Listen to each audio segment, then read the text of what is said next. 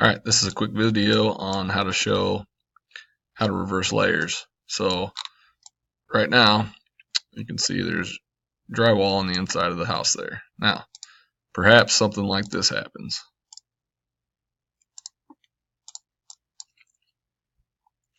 Clearly there's an issue. There's siding on the inside of the house.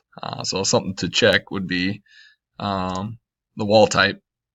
So you could make sure that, okay, well, this has to be an exterior wall.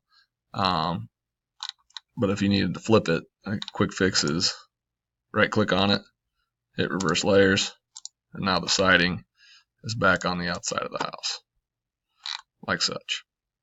All right.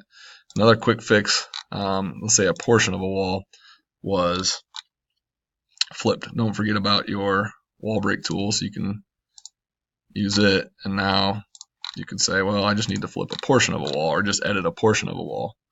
So now you can get in here and you can change wall types, or you can reverse the layer for just that section, like such. So clearly that's wrong, but that's a really handy tool to remember how to use.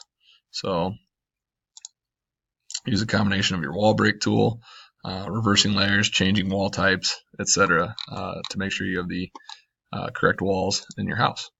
Thank you very much.